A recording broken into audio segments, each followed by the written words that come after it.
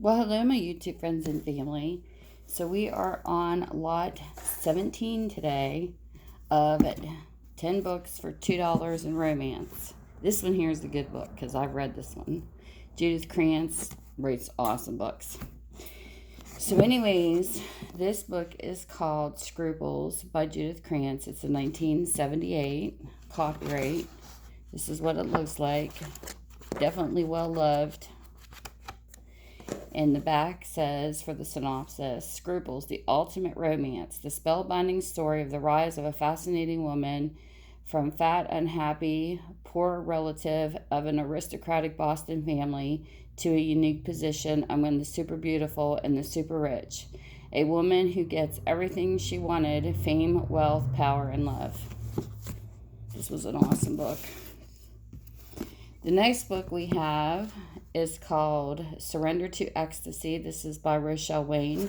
This is a 1983 copyright. This is what the book looks. There's a name written and marked. The last name is marked out. That's what the book looks like.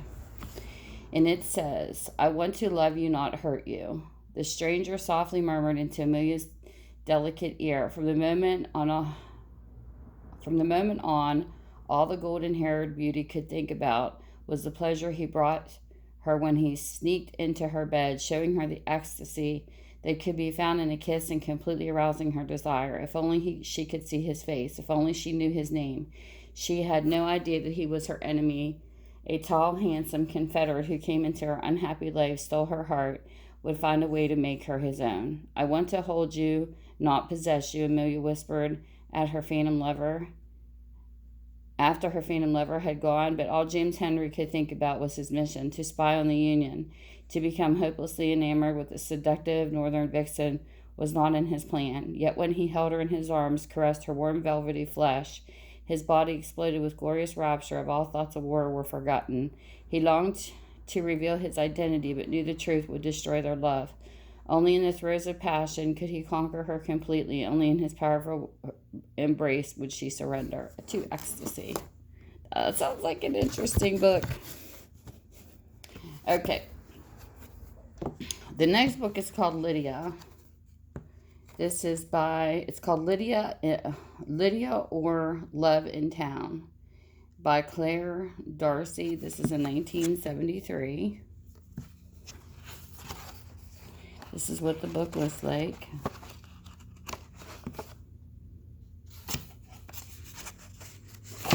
And this is what it says. A most shocking young lady. Who but a young lady from America would dare arrive in Regency London at the height of the season and promptly announce her express intention of marrying for wealth and position? Who but this outrageous beauty could keep the two of the most eligible bachelors in the realm on tenor hooks while defying the wishes of arrogant, incomparably attractive, immensely rich Lord Northover himself? Who is quite the most captivating heroine of this or any other season? Who else but Lydia? Somebody was really into this thesaurus with those words. Okay. Here's the next book. And this is called Tempest of the Heart by Nancy Moulton. This is in 1987. You could definitely tell this book is well loved. Look how dark those pages are. And it says, Sweet ecstasy, desperately clenched in the comforter to cover her nakedness. Aslan Whitaker gasps as she stares at the dark-haired stranger who shares her bed. Yet as memory returns, she recalls the violent secret that caused her to flee her native Delaware. She willingly clings to the warmth of his embrace, but the peace she finds in the arms of the rugged captain, Chase McKendrick, quickly explodes in a blaze of passion, new wondrous and frightening, and an exquisite pleasure. As war rages between the fledgling nation and the British Empire, Aslan is separated from her husband, sea captain, and swept into terrifying danger. Yet her will to survive is fired by the burning memory of the ecstasy sweeter than anything in life. Nothing will keep her from the arms of the man whose all-consuming love has become her life. So there's that cover. The next book is called Morning Song. This is by Susanna Roberts, and this is a 1985 book. Another really well-loved book. That's what it looks like. And the synopsis says, I knew it. I knew if I could only see your eyes again, I'd recognize you. Joe Hunter's tender words filled morning Edford with relief and unspeakable joy. He does remember, she thought, and he still cares. 5 years ago, she met the handsome country rock star in Malibu, and she had never forgotten him. Now he talked as if the feeling were mutual. Would his love for her, if it was really love, make him want to change his lifestyle and his music? Would it last beyond the next eager romantic girl who pushed her way into his life? So there you go. The next book we have is called The Raj. It's by Donald H. Robinson. It's a 1971 book. This is what it looks like. A little hole right there. It looks like it was punched. A little hole puncher. And it says, a big, sweeping, unforgettable novel of adventure in British India. Against this exotic backdrop, the novel spins out the poignant and powerful story of Mary de Gibb, a disenchanted schoolmistress. Mary comes to India as a member of the celebrated fishing fleet, the annual boatloads of young English women in search of husbands. No longer a girl and vibrant with a kind of rape in her beauty, Mary quickly finds herself married to one stranger and in love with another. Torn between passion and duty, she's forced a choice that shapes the destiny of a nation. Wow. That sounds powerful. Okay. The next book we have is World by the Tail by Marjorie Holmes. And this is 1971 copyright. This is what the book looks like. And it is about, at the age of 19, Polly Andrews was clearly the bright and earnest, 2 feet on the ground mainstay of her hopelessly dreamlock family. At least it seemed that way to Polly, certainly not to her brother Ken, who longed to be an actor. Not to her scatterbrained sister Jean, or Rami, the baby, or Sam, the get-rich-quick scheming patriarch of the impoverished Andrews clan, nor even to Polly's over-optimistic mother.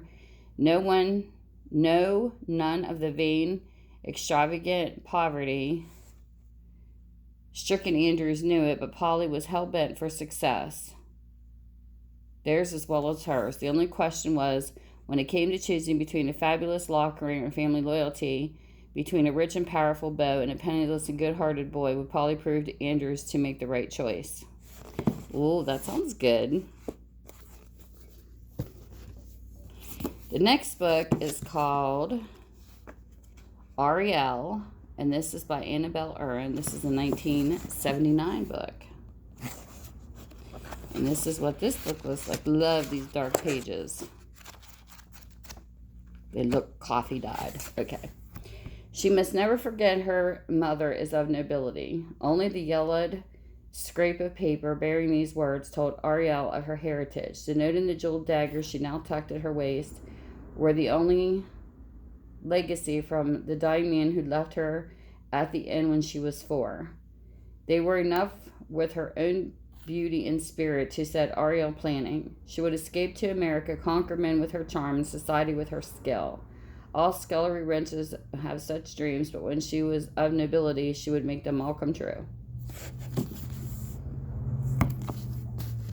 The next book we have is called Stormspell. This is by Faye Summers. This is a 1990 book. This is what it looks like.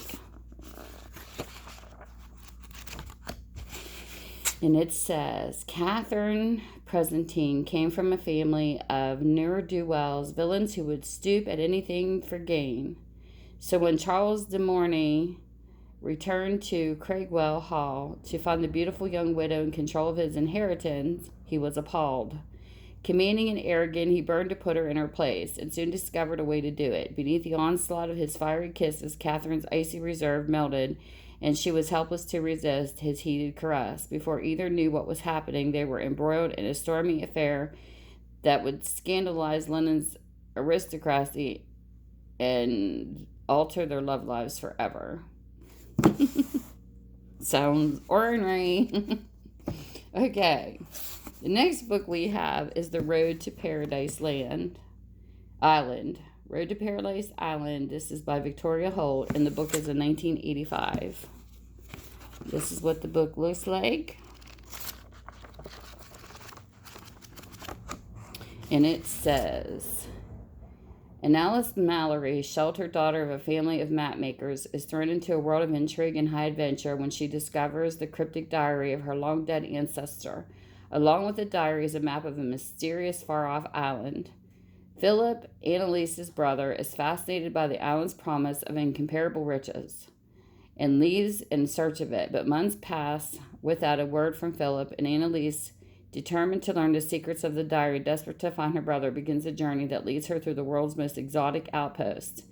Cape Town, the Australian outback, finally to the lush tropical islands of the South Seas. There, Annalise encounters a heart-stopping pearl, but also the promise of love.